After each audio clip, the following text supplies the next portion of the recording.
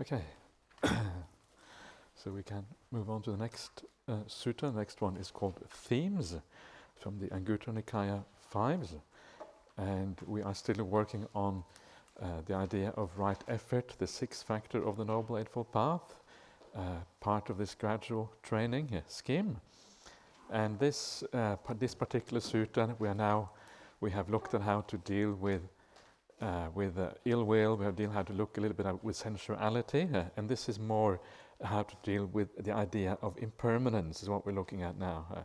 The fact that things are unreliable, uncertain, always changing. So this is really to do with impermanence and some specific contemplation that to deal with that particular subject. So let's see what the Buddha has to say about this. So this is how it goes. Because there are these 5 themes that should often be reflected upon by a woman or a man, or by a householder or one gone forth. What 5? A woman or a man, a householder or one gone forth should often reflect thus. I am subject to old age. I am not exempt from old age. A woman or a man, a householder or one gone forth should often reflect thus. I am subject to illness. I am not exempt from illness. A woman or a man, a householder or one gone forth should often reflect thus. I am subject to death. I am not exempt from death. A woman or a man, a householder or one gone forth should often reflect thus. I must be parted and separated from everyone and everything dear and agreeable to me. A woman or a man, a householder or one gone forth should often reflect thus. I am the owner of my karma, the heir of my karma. I have karma as my origin, karma as my relative, karma as my resort. I'll be the heir of whatever karma, good or bad, that I do. So this is these are the 5 things to be reflected upon. These are quite a well-known sequence, and what is interesting here, of course, is that it includes everyone. Specifically says women, men, householders, and those gone forward. So it's kind of a very broad topic that includes everyone. It's rare that the Buddha is so specific that everyone is included, although most of the path, of course, is universal. It applies to everyone. Here he kind of makes it very specific. And what that means then, that these must be very fundamental aspects of living the spiritual life that really kind of aids you on this path and makes you do the basic things that are required for the path to work out. And these are contemplations to be done frequently. The Buddha specifically says, we'll see that further down. So these are important things. Interesting here that it says a woman or a man. Usually in the Pali, it has the most important word usually is first, so I'm not sure if it really makes much difference here, but here you have woman first, right, which is kind of nice for a change. Usually it's the other way around with things, so that's kind of a small little difference there. So that is the summary. As very often the Buddha, again, he has a summary first, then we go into the details afterwards. So let's have a look at the first one of these. For the sake of what benefit should a woman or a man, a householder or one gone forth, often reflect thus? I am subject to old age. I am not exempt from old age. In their youth, beings are intoxicated with the youth, and when they are intoxicated with the youth, they engage in misconduct by body, speech, and mind. But when one often reflects upon this theme, the intoxication with youth is either completely abandoned or diminished. It is for the sake of this benefit that a woman or a man, a householder or one gone forth, should often reflect thus. I am subject to old age. I am not exempt from old age.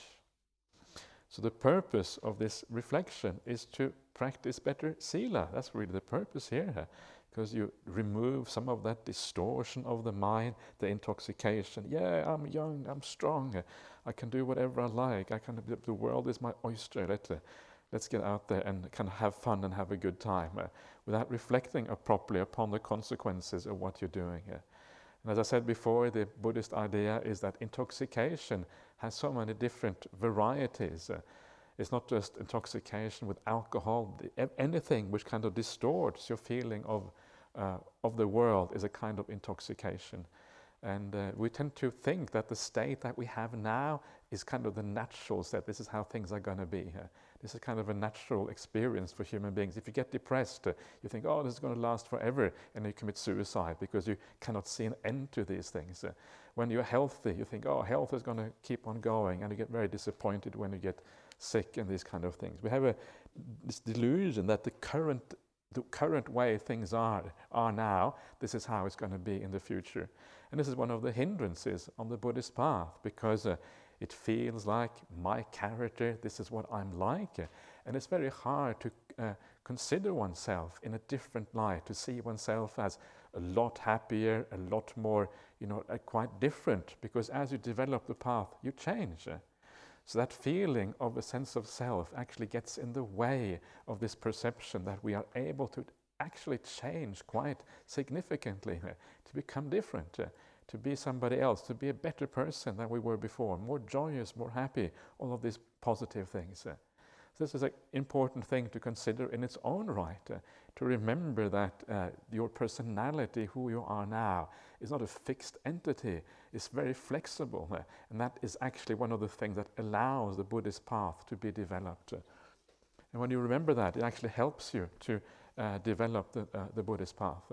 And it's a nice thing, right? When you change for the better, you feel better about yourself. You realize it's actually a very positive thing that this sense of self is not so established and strong and always present, etc. So this is one of the problems here. You remind yourself of the reality. Old age is just around the corner. Old age is the flip side of youth. I'm old. The very fact that the word youth only exists because old age exists. And so there's two sides of the same coin. It's already inside of you, just waiting to come out, basically. Yeah, and if you're old, then the youth is kind of waiting to come out because you kind of get reborn somewhere again. These things are already part of you. So you kind of feel that old age, even when you're small, young, you just feel that old age inside. You feel it's already there. It's already part of you. It's already just waiting to show itself. Before you know it, all the signs of old age will be there. And this is then that kind of wise reflection. Of course, the earlier you grasp this, the younger you are, when you grasp these things, the more powerful they are, because it gives you more of an opportunity to practice the spiritual path and do things that are truly useful in life, rather than waste your time with the intoxication of youth, mess around and do things that are counterproductive in so many ways. So this is the idea with this kind of reflection, and it really is a reflection on impermanence, on how things always are so unreliable. You cannot really hold on to anything here. So that's old age for you. Let's have a look at the second one here. And for the sake of what benefit should a woman or a man, a householder or one gone forth, often reflect thus: I am subject to illness, I am not exempt from illness. In a state of health, beings are intoxicated with their health, and when they are intoxicated with their health, they engage in misconduct by body, speech, and mind. And when one often reflects upon this theme, the intoxication with health is either completely abandoned or it is diminished. It is for the sake of this benefit that a woman or a man, a householder or one gone forth, should often reflect thus: I am subject to illness, not exempt from illness. So again, exactly the same thing as before. Health and illness are two sides of the same coin. So if you are healthy, then illness is just waiting to kind of come out and say, and kind of scare you, give you a scare. And I really, so it's always there, just waiting to come out. And one of the nice things about Ajahn Brahm is that he kind of gives you sometimes these teachings that are really profound, but he gives them in such a way as if there's nothing more to it than a joke kind of thing. That's kind of the way he usually works his teachings. But often, if you listen to them carefully, there's actually a lot of an important message behind the apparent kind of jokey surface of things. And that is one of those things is this idea: you go to the doctor and say, Doctor, doctor, something is right with me today. Yeah, I'm sick again today. Something is right. And it's actually quite profound when you think about that. Because most of us, we feel something has gone wrong when you are sick. But actually, nothing has gone wrong. This is what you have to expect. And the person who has really understood this, he will say the right thing to the doctor when he goes there. So this is one of those things. And of course, if you have that attitude, then you will never be intoxicated by the fact that you are healthy. You will never go around, jump around. Yeah, health, this is mine, this is me. I am this really healthy person, right? And then you get really a shock when when illness comes after all. So sometimes it's also nice to see people who are ill, right? Go and visit them in hospital. See people who are sick, see what they look like when they have some really debilitating disease that really get really emaciated and really bad. It's actually quite it really drives home the message that this is the reality of things. Of course, it is so easy sometimes to think that this applies to other people, and of course the important thing is to drive it home that it also applies to me as well. I too can get sick in exactly the same way. And it's quite useful sometimes, when you have family members who get sick, that is kind of the position I'm in right now, then it actually makes that message so much stronger. And this is one of the benefits of having a family member who is sick. It may sound a weird thing to say a benefit, but actually with every, what they say, every cloud there is a silver lining. In this case, maybe it's with every silver cloud there is with every silver there's a cloud. No, I'm not sure how that would work. It's almost like the reverse. It's not just a silver lining. It's actually the whole cloud is silver. It's just only a little bit of darkness there if you use these things in the right way. So, and this is the nice thing about it, the positive side of having a family member who dies. And it's kind of strange, when I think about myself and how I viewed life and death before I became a monastic. I would probably take these things would be very difficult for me to deal with these kind of things. Family members who are dying, passing away before the time is kind of considered ripe. They haven't even reached old age yet, and these kind of things. But now I think of it in a very different way. And I think of it more like, well, this is the way it is. And as long as they have lived reasonably well, good lives, and that is the case for most of my family members, then it's not such a big deal, not a big problem. Just another transition, going from one state to another one, and we carry on wherever you go afterwards. So what's the big problem? There isn't really any big problem there. The biggest problem is the attachment. If you are really strongly attached, that is the problem, not the death. So it really has to do, when we grieve very often, it has to do with ourselves, not so much with the other person. So anyway, so this is the idea of illness, and just remembering that illness is completely natural. It is a part of life. And of course, that kind of wakes you up to the reality of things. This is one of the problems with the idea of impermanence, unreliability, and all of that kind of stuff. Okay. And we come to the next one. The next one is the death contemplation. And this is the most important one of these three that we have been just looking at. So, and for the sake of what benefit should a woman or a man, a householder or one gone forth, often reflect thus: I am subject to death, I am not exempt from death. During their lives, beings are intoxicated with life, and when they are intoxicated with life, they engage in misconduct by body, speech, and mind. But when one often reflects upon this theme, the intoxication with life is either completely abandoned or diminished. It is for the sake of this benefit that a woman or a man, a householder or one gone forth, should often reflect thus: I am subject to death, I am not exempt from death. So again, the purpose here is to get rid of this intoxication. And this, I think, is in one way of understanding the idea of intoxication here, is this idea that when you remember death, desires and anger and these kind of things that relate to this world tend to fade away. And sometimes you see somebody who is dying on their deathbed, somebody who has kind of reflected on these things, who had kind of practiced in the spiritual path in a good way, and they are at ease with dying. And very often you will see a person like that is so peaceful on their deathbed. They are really relaxed, really at ease. And one of the reasons why they are peaceful is precisely because they know they're out of here, they're out of this world, they are moving on, they're finished with this world. And because you're finished with this world, there's nothing really to desire about this world. Yeah.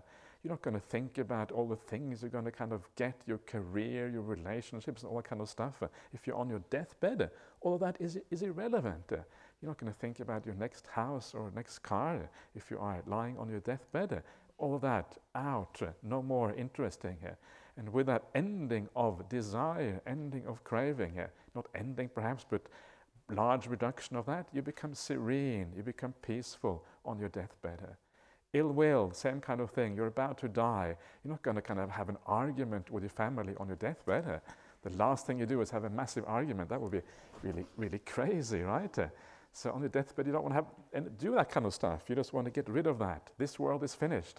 And now all you want to do is be peaceful and quiet. And that is what happens if you have lived well. You're able to, dying well, the answer to dying well, how to do that is always live well. And then dying well happens as a consequence. So this is kind of the idea then with the death contemplation, is to bring, instead of waiting till the moment you're going to die, bring that peace that's supposed to come on your deathbed, bring it into the present moment. Yeah, that's the whole point. So you remember death now, and when you remember death now, it actually makes you peaceful in the present moment because you abandon those desires and all those defilements right here, right now. So to be able to do that, what you have to do is you have to make it real. When you are on the deathbed, it's real. In the same way, you have to make it real now, as if you really are going to die. Yeah. So how can we do that? And one of the ways that the Buddha explained this in the Sutta, a very simple way, is just to remember all the things that can kill you at any time, all the things you can die from. Yeah, you walk onto the streets and suddenly somebody comes and they kind of mow you down, bang, finished. Or, you just walk down a path in the forest here and you stumble on the root. Sometimes people die from the weirdest kind of things. And you trip on a root somewhere and fall over, and somehow you fall in such a way that you die from that. Or you have a heart attack, right? People have heart attacks all the time. Or you have a cancer inside of you that's just waiting to kind of really really take over your entire body. And sometimes people die incredibly quickly because the cancer has already spread throughout their bodies. There are so many ways in which we can die, so many uncertainties.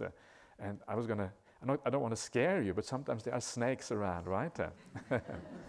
So there are snakes around. It's very rare. I see maybe one snake a year usually around here, and usually they are really afraid. But it is conceivable, yeah, it is possible. You can be bitten by a snake.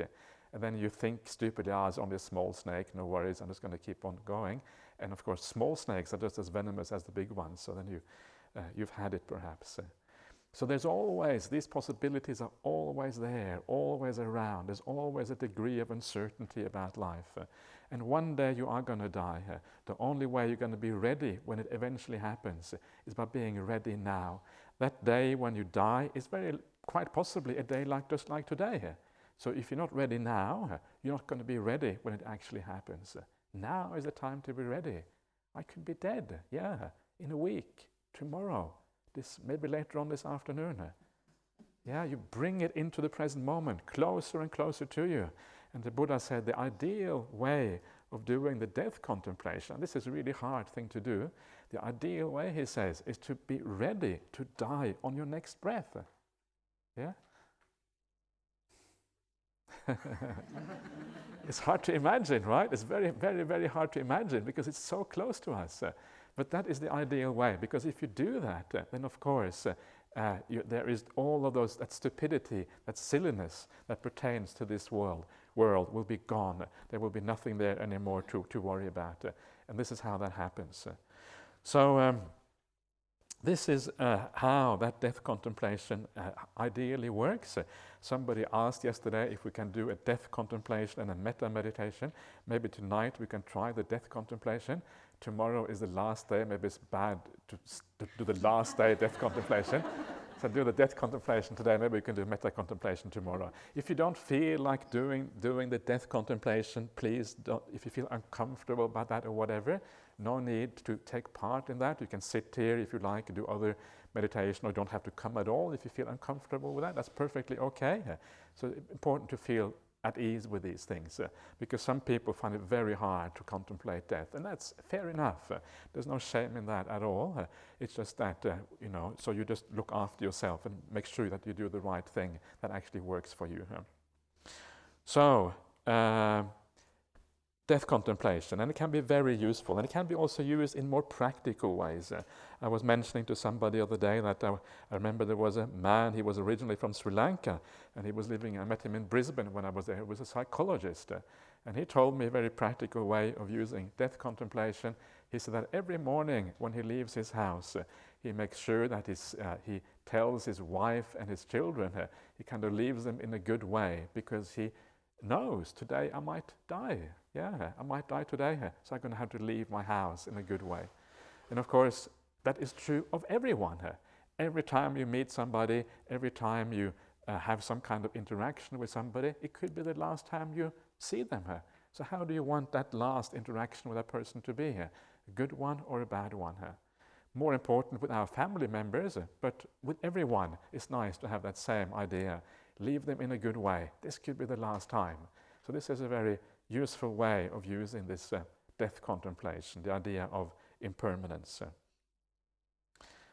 So, very nice contemplation. So I would, because the Buddha makes so much of it, and almost all spiritual traditions around the world, they have some sort of death contemplation.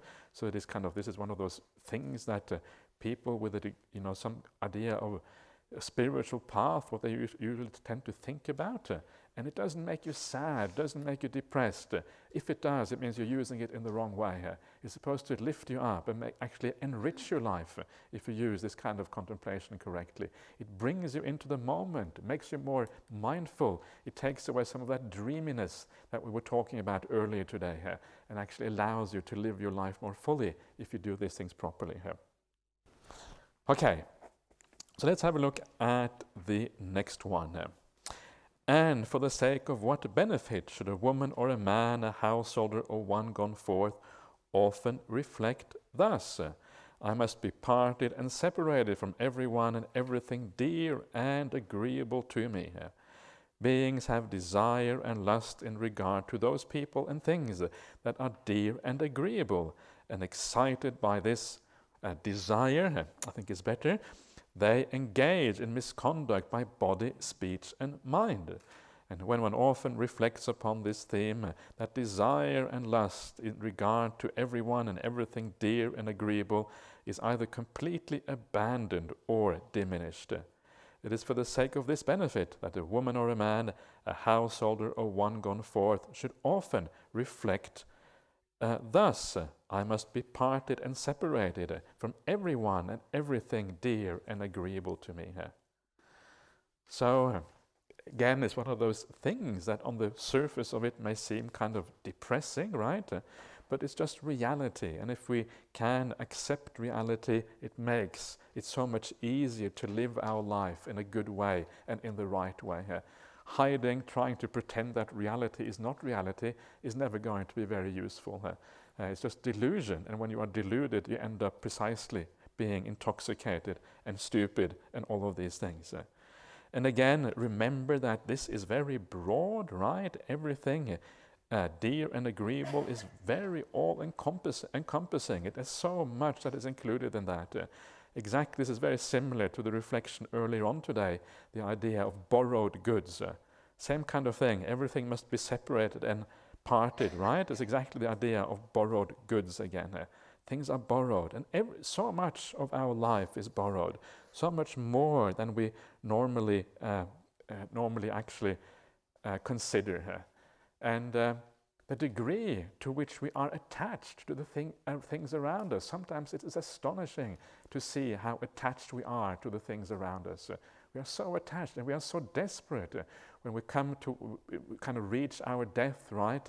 We are so attached, will do anything to be able to kind of carry those things, bring those things with us into the future. And this is one of those interesting things in some of the kind of the traditional cultures. Sometimes you have this idea, one of these ideas, to try to take everything with you from this life into another one. You have sometimes these traditional cultures where you burn little paper models of things, right? So you have a kind of a little paper money, you have a paper house, you have a paper car, right? I want to take my BMW with me into the future life. So you burn that paper BMW at your funeral service, and then the smoke goes up and it goes into heaven, and it waits for you in heaven when you get there. And I think this is quite common around the world. You find this kind of thing, not exactly like that, but varieties of that theme, right, around the world. And being Norwegian, I happen to know a little bit about the Viking culture, and the Viking culture was also like that. And the Viking culture was when the Viking died, he was kind of the head man or whatever, right? And he would have a Viking ship. And then he would take the Viking ship and fill all his worldly possessions into this Viking ship, including his wives, right? And his wives were probably still alive, so this was also a very cruel practice at the same time. And then he put his body on board, and then he would set light to the whole thing, and the whole thing would burn. So you could take all your wives, you have to have your Viking ship in heaven, right? So the Viking ships get taken to heaven as well, and everything goes to heaven as a consequence. So this is how attached we are to our things in life. And we try, even on our deathbed, against all reason, we try to bring those things with us into the next life. So this is how it happens, even though it is obviously it's obviously quite foolish in one way. But I guess there's nothing to lose. You burn a few paper cars and houses. It's not a big deal. So you try that and hope that will have some kind of effect. So important, so useful to kind of get over that as soon as possible. All your belongings, everything, your body, and also, as I was saying before today, so many of our mental things as well belong to this world. All these things that we have built up in terms of social position, education, work achievements, our identity as family members, where we belong to, our religion, all of these things belong to this world in a certain sense. And often we are attached to these things. Very often we are attached to the way the world functions. The world works in a certain way, and then the kind of politics change or the wars break out and all these kind of things. And that is another thing that we are that is dear and agreeable to us. And then we kind of despair a little bit when the world kind of goes in the wrong direction and things seem to be going downhill, although, yes. So all of those things are included in that. So again, one of those basic things to remember on this path. And as you do that, you lose some of your attachments, right? And as you lose some of your attachments, you live more peacefully, you live more at ease. An important thing to remember here to enable us to do this, because you cannot, often the attachments are there because these are the things that give us happiness and meaning in life. So an important part of this, there's two sides to our ability to let go of attachments. On the one hand, what we have to do is that we have to build up another happiness inside of us. And by building up that other happiness inside of us, we have something else that we can hold on to. And then that makes it easy to let go of attachments in this world. So that's why the practice of the spiritual path and our ability to let go of things, they actually go together. Because we are finding meaning somewhere else, finding happiness and contentment somewhere else in life. Sometimes you hear Buddhists say, I want to be a good Buddhist, I've got to let go, I've got to give up these attachments. But it's not a matter of choice. You can't just give up attachments. Attachments, your ability to let go of attachments comes from how you develop the spiritual path in the first place. You find happiness somewhere else, then you have the ability to let go of things. These things go together. Okay, let us look at the last one of these five. And for the sake of what benefit should a woman or a man, a householder or one gone forth, often reflect thus? I am the owner of my karma, the heir of my karma. I have karma as my origin, karma as my relative, karma as my refuge. I will be the heir of whatever karma, good or bad, that I do. People engage in misconduct by body, speech, or mind. But when one often reflects upon this theme, such misconduct is either completely abandoned or diminished. It is for the sake of this benefit that a woman or a man, a householder or one gone forth, should often reflect thus. I am the owner of my karma, the heir of my karma. I have karma as my origin, karma as my relative, karma as my resort. I will be the heir of whatever karma, good or bad, that I do. So this is a reflection on karma, so that's a reflection on the fact that our experience of the world depends on how we behave, and that is sufficient very often to change our way of acting and then create a better future for ourselves. And one thing is the theory about these things. Yes, you may have some confidence in the theory of karma, karma vipaka, karma and its results. You may feel that this makes sense and the world is, the world functions in this way. But I would recommend you to see how this actually works in practice in your own mind. Because when you when you can actually feel this directly, it becomes far more of a powerful motivation, a motivating force in your life. And this is, karma is often divided up in the suttas, often divided up into the karma that you experience here and now, the karma that you experience in future lives, and the karma that you, in the next life, and karma that you experience in lives beyond that. And the only karma that you can really see in this life, of course, is the results that you get straight away. And it's very useful to see that, to try to feel that for yourself. See how your actions right here and right now have an immediate result straight away, how that affects you. And if you are sharp and you have enough mindfulness, you will notice that whenever you do something kind, even just thinking a kind thought, it will tend to have an effect straight away. You feel better about yourself. And of course the point here is that it's not just one act that makes you feel better, and then makes you feel better for a while and it disappears again. The point is that for every act you do that makes you feel better, you are accumulating something, and it's lifting you up, allowing you to accumulate that goodness inside. And this is the point here. And you don't really lose it. Yes, okay, the immediate effect may be particularly powerful, but you don't really go down to the same level you were before. There's a remnant there. There is a residue which actually leaves your mind slightly lighter, slightly more happy, energetic than what it was before. And every time you do that, you build it up, build it up, build it up. Yeah. And if you can see that, if you can see how this works in action, it becomes a very powerful and motivating force to do what is good, even to think kind thoughts about others, because that feeling, that kindness inside actually has has a positive effect on you. And the exact opposite, right? When you do something which isn't so nice, feel that, how it affects your mind.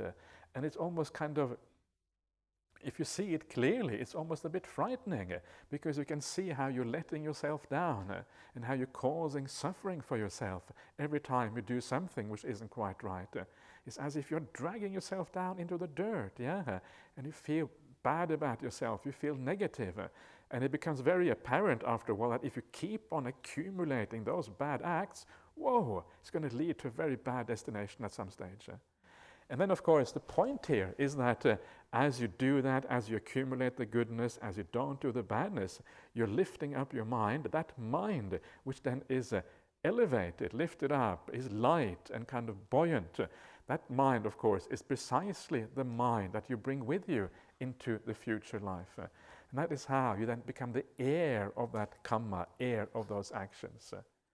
Sometimes we think that we can just forgive ourselves if we do bad things. And of course we can to some degree forgive ourselves, but the point is to some degree. The sum there is the important point.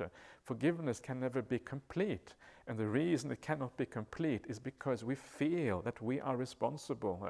We have to take ownership of our actions to some degree. This is what the sense of self is all about. As long as you have a sense of self, you will take some degree of ownership of your actions. You have no choice. So you forgive yourself as far as you can, but then there is a residue there of responsibility, of guilt, if you like, of shame, or whatever you want to call it, whereby you feel bad about yourself that you did what you did. And you can't really get rid of that because that's what the sense of self does to us. It forces us to take that responsibility. So then, once you see this, then of course it really empowers this ability to do what is right, to do what is good. And that really is, to me, the best way of reflecting on karma, because it actually it is real. It actually is something that you can feel in your own life. Okay, so those are those 5 reflections. So then we have how these reflections are taken even further, and how we kind of take those all the way to the end of the path. This is what comes next here. So this noble disciple reflects thus: I am not the only one who is subject to old age, not exempt from old age. All beings that come and go, that pass away and undergo rebirth, are subject to old age. None are exempt from old age. As he often reflects on this theme, the path is generated. He pursues this path, develops it, and cultivates it. As he does so, the fetters are entirely abandoned, and the underlying tendencies are uprooted. So, what is happening here is that we are moving from our own personal experience to universalizing that experience, understanding that all beings, wherever they are, whether they are human or they are animals or they are ghosts or they are gods or they are Brahmas or they are whatever they are, any being, any kind of conglomeration of the 5 khandhas that is found in any kind of existence whatsoever, all are subject to this. All are subject to old age, to passing away and all these kind of things. And what is the point of that? And the point of that is that all beings is equivalent to the possibilities we have in terms of being reborn, right? If we understand that all of these beings are subject to the same thing, we also understand that anywhere we get reborn, we will be subject to the same problem. So this is really about us in the final analysis. You understand that there is no rebirth where you can escape these things. There is no permanent place in this universe whereby now I will be safe forever and after. You can't find that. Old age is everywhere. This whole is one of the kind of basic principles of this universe, of this samsara universe, probably the wrong word, but samsara, that this is actually always has to be, there is no escape from that. And that's what you understand. So it becomes a universal characteristic of existence. And that is where it becomes almost kind of unbearable when you see that. Because you know that forevermore, if you don't get out of this, you're going to have to relive the same problem again and again and again and again and again and again and again and so on ad infinitum, without end in sight. And then you feel this, enough, I want to get off this, I don't want to have anything more to do with this. Getting old in this one life is difficult enough. I don't want to have to go through all of these things, possibly endlessly in the future.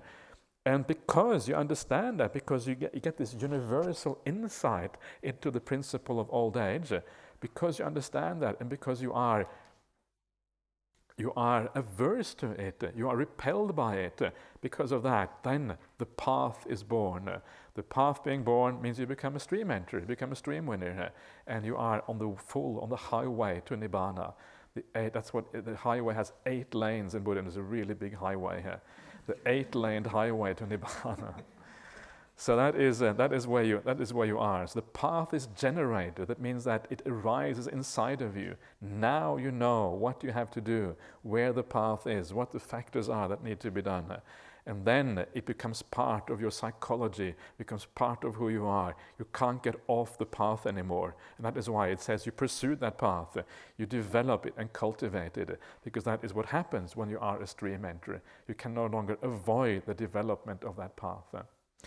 And of course, it doesn't mean that as a stream mentor you can just chill and just relax. It's still useful to kind of push yourself a little bit, or to read the suttas to remind yourself of the problems. But essentially it means that now there is no turning back anymore. So it's a good thing that Nibbana is a happy place. Otherwise, if you can't turn back, it would be rather miserable. So it might as well be happy. So as you do so, the fetters are entirely abandoned. The Sangyojanas are abandoned. The underlying tendencies are uprooted. So there's no more tendency anywhere within you for greed, for delusion, for anger, for conceit, for views. All these underlying tendencies, all is kind of gone away, and that means you become an arahant. The fetters are entirely abandoned. It's kind of interesting here, this reflection on old age, and ultimately that reflection on old age takes you all the way to arahantship in this way. It's quite interesting. I wouldn't recommend you to just reflect on old age and say, I'm going to become an arahant this way. I wouldn't recommend that, because it's a bit too narrow.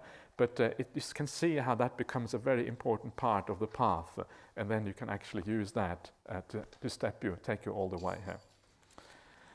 So, and then we have exactly the same thing for illness. The noble disciples reflects thus: I am not the only one who is subject to illness, not exempt from illness. All beings that come and go, that pass away and undergo rebirth, are subject to illness. None are exempt from illness. As he often reflects on this theme, the path is generated. He pursues this path, develops it, cultivates it. As he does so, the fetters are entirely abandoned and the underlying tendencies are uprooted. Same idea again.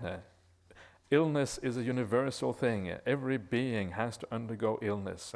Once you understand the universality of these things, then of course you start to understand that there is no escape from this. Sooner or later, illness is going to come back to you. Yes, there are certain realms of rebirth where you probably don't get ill. That is true, like the Brahma realms and that kind of thing. But then when you get reborn again from those Brahma realms, then you have to undergo illness again in the future. There is no final exemption from illness in that way. And then the third one, this noble disciple reflects thus: I am not the only one who is subject to death, not exempt from death. All beings that come and go, that pass away and undergo rebirth, are subject to death. None are exempt from death. As he often reflects on this theme, the path is generated. He pursues this path, develops it, and cultivates it. As he does so, the fetters are entirely abandoned, and the underlying tendencies are uprooted. So this is death, and death is the most important one of these contemplations here, probably of all 5 contemplations, because death is such a powerful moment that is so obvious that it must happen. Okay, illness is a bit more uncertain, perhaps old age, kind of okay, but death is a very clear point where everything has to be let go of. And when you read the suttas, this is the one that the Buddha talks about the most of all of these 5 contemplations. Death contemplation you see by far the most in there. Maranasati, or Maranasanya, is what it's called in the Pali language. So you universalize this. You understand there is no escape from this very problematic time in our lives. We will come back to these things again and again in the future. Next time around, you will not be a Buddhist, you will maybe be something else. Who knows what we will be in our next lives. And maybe, no, I don't know, whatever. And then, of course, you don't have that refuge, that thing to help you, to move you and kind of overcome the problems that actually death normally is for us. So right now you have a little bit of support. Other lifetimes we don't have that support, and then it is very, very difficult to face these kind of things. So remember that. This is one of those really big moments in human life that are usually very difficult. One of the things that we are, maybe this comes under the next one really, but one of the things that also we have to give up that is dear and pleasing to us very often are these teachings, right? Buddhism itself. And this is also quite scary in a sense. Here you have some wisdom teachings to guide you in life, to kind of get you on the right path, the right track. Next life, who knows what's going to happen in your next life? Who knows whether you're going to get reborn in a place where there is any Buddhism? And eventually you will get reborn, guaranteed, in a place where you don't have this kind of wisdom teachings. And then it's very hard. Buddhism is gone. And if you look at the human realm, sometimes you see Buddhism kind of disappearing. You see all kind of weird expressions of the Buddhist teachings, kind of very simplified versions of Buddhism. Just sit down and repeat a mantra, and she'll be fine, right? And no worries, and just repeat this mantra. You go to you go to visit Amitabha in the kind of pure land, and then no worries. And it's not Buddhism. It's not what the Buddha taught. But somehow people think it can become that simple. So there is this corruption undergoing here. And sometimes you wonder how long they're going to last. And you wonder how corrupt everything is already here. And this is an important reflection here.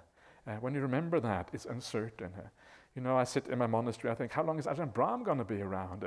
What's going to happen? With his diet, you wonder how long he's going to be around. What then? What happens when Ajahn Brahm kind of dies? Yeah, and I don't usually think about it, but anything is possible. And it's kind of it's uncertain. Who's going to take charge of the monastery if Ajahn Brahm dies? I'm not going to take charge of the monastery if Ajahn Brahm dies. No way. What's going to happen next? Maybe Venerable Kaliko would like to take charge of the monastery.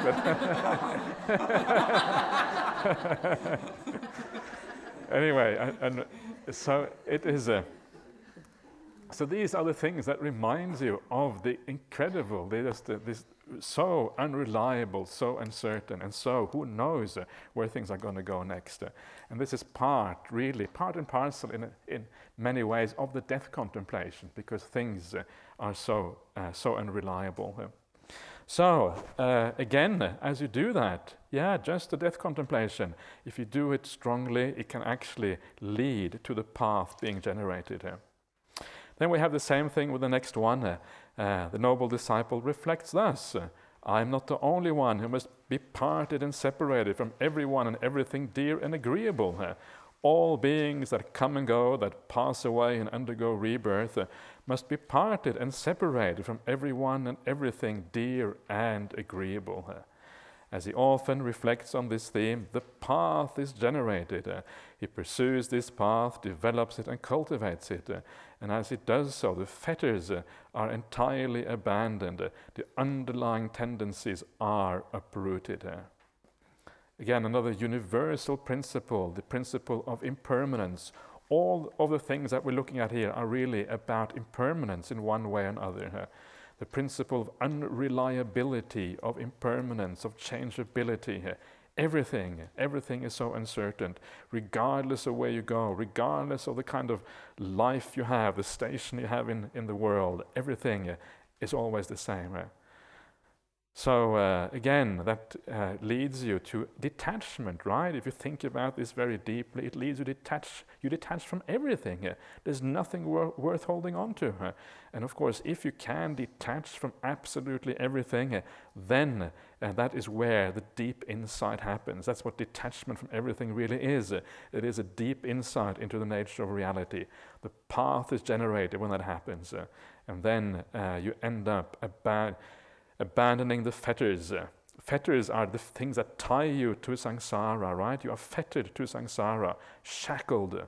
And most important thing among those being craving itself. Actually, Sakkaya Ditthi is really the first one of the important ones. Sakkaya Ditthi, the feeling of an entity, permanent entity inside. That is the first thing we really see when we get deep insights, the understanding of non-self. And that is what the abandoning of Sakkaya Ditthi is about. That's the first thing.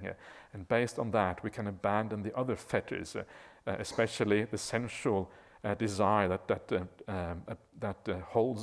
binds us on to the wheel of samsara. There's 10 fetters there, but those are probably the two most important ones to keep in mind. Then we have the last one. The noble disciple reflects thus: I'm not the only one who is the owner of my kamma, the heir of my kamma. who has Kamma as my origin, Kamma as my relative, Kamma as my refuge, who will be the heir of my Kamma, whether good or bad, that I do. All beings that come and go, that pass away and undergo rebirth, are owners of the Kamma, heir of the Kamma.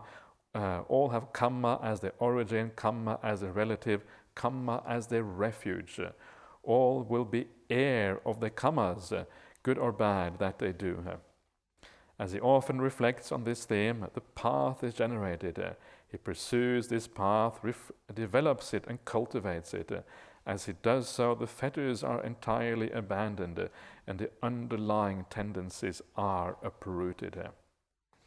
And sometimes we think that because of the law of Kamma, it means that we can kind of take charge of our happiness and reduce suffering, right? Because it may seem that, yeah, well, I know that if I do good, I will get good results. And so you think that, yeah, I will take charge. This means that there is a kind of a little glimmer of hope in the samsara, because I will just kind of remember that and that will be okay. The problem is that you can't really remember this. This gets lost right now. The reason why you know it now is because you're conditioned that way. And even then sometimes it can be difficult to make good Kamma all the time, because the defilements overpower the mind. You forget about the path, you forget what you're supposed to do. You still up ending doing silly things sometimes. So this is the problem with Kamma. It is really an impersonal law, and it's not something that you can decide to always follow this law in the right way so as to control your destiny.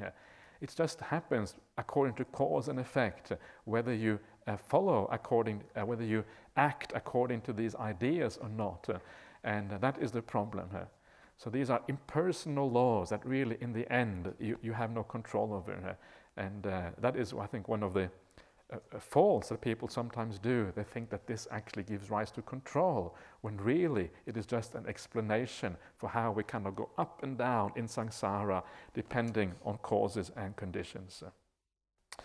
Anyway, so these are these 5 themes that the Buddha talks about, and these are found elsewhere in the suttas, and these are important things to contemplate, little things that sometimes you need little things in your daily life to remind you, like, when you are maybe when things get very hectic and you have many things to do, there are certain things that you can kind of hold on to a little bit, that you can use to remind you of the nature of life. And these are kind of part of that, things to come back to again and again and again, to kind of move you in the right direction. And the purpose, of course, ultimately the purpose is to make sure that our sila is always kind of upheld, that we don't lose track, we don't forget about the importance of sila, to always keep that up. If you keep your sila up, if you're consistently kind, then you're always advancing on the Buddhist path. And these are really to help you with that, because it overcomes those intoxications that drives us away from living in the right way and living well. And then you are on the right track, and you're heading in the right direction, moving towards Nibbana, moving towards all the highest happiness in the universe. Yay, happiness! What a wonderful thing that is. Okay, so that is all for this afternoon. So please keep on enjoying yourself, and we'll see you again this evening. And just to remind you once again, I'll probably be doing a death contemplation this evening. Okay.